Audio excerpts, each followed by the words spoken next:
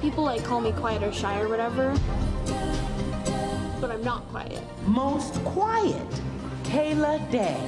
I don't talk a lot at school, but if people talk to me and stuff, they'd find out that I'm like really funny and cool and talkative.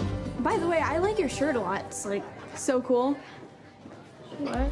Everyone's falling in love with the new film, 8th Grade. It's a film about going through middle school in this age of social media. Well, joining us now is the host of NBC News. Stay tuned on Snapchat, Savannah Sellers, who has seen the film. Okay, why is everybody talking about this? Oh my goodness, you guys, it is such a good movie. Even just watching that clip again kind of gives me the chills because Kayla, who's played by Elsie Fisher, it's her first time in a major movie like this, and she just does such a good job capturing that anxiety that you feel at that age. And I did personally have a really bad anxiety disorder, which is not everyone's experience, but it took me right back there. And the thing that I think is almost more important about it is, as a parent or as somebody who's removed from that situation now, you watch it and you feel the anxiety that she is going through watching that movie. There's this one scene where she goes to a birthday party and she's giving a gift to the really popular girl at school, and she's only been invited because the parents are friends, and you feel so nervous for that gift to be opened. And you can imagine saying, like, don't worry, it's just a gift, it's nice anyway, but you feel how nervous she is in that moment. Yeah, and I think, you know, for us watching it as parents, we're looking at it as like, okay, what should we be taking away from this?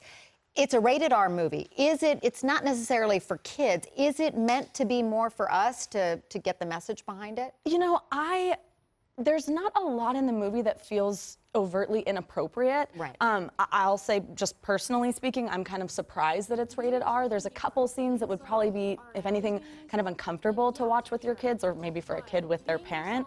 I think it might be for a little bit of an older set to kind of reflect on that time. It might make your kid be like, that's not me, you know what I mean? And so it might almost do the reverse effect, but it's certainly something that you could take away from it as a parent. It feels like a documentary is what a lot of people are saying, because this girl, Elsie, who plays her brilliantly, is the same age as the character she's portraying, which is unusual that we see that. And she even mentions in some interviews too, you know, like, there's not a lot of roles for people my age who have acne, and I really had acne then, you know. It's like, it feels so real, and she's so good at it, and the way it's shot, the music, everything definitely lends to that documentary vibe. What about social media in this?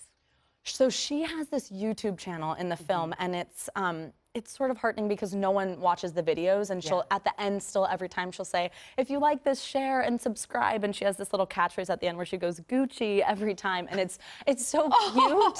It's adorable, and it's the fact that no one's watching it, but she's doing it anyway, it kind of lends itself to the fact that it just is what teenagers do these days. You grow up with that now, and even that, for me, as somebody who's, you know, not that old, I'm kind of young, that is new. That was not around when I was in middle school. And the pressure that she feels to update the page, even when she's not, you know, doesn't have a bunch of subscribers, is, I think it's relatable for a lot of kids, feeling like they always have to be on these things. She always wants a filter, all that kind of stuff. You've talked about your anxiety. I mean, can you imagine now in the day of social media? And I had anxiety. I had panic attacks and all of that, taking tests. It was hard growing up in 8th, 9th grade. Did you have anything like that? No, but I'm looking at my 3 kids now. I'm so old I can't remember that far back. But oh, that's me with John Greenfield. Oh my gosh! Look at those brows, kid. But you look like Julie Moran, right? Where's Scott Baio? No waxing. I don't know what that is. Look at me. Oh my goodness. Yeah, the one on the right. Bad hair. You guys are so cute.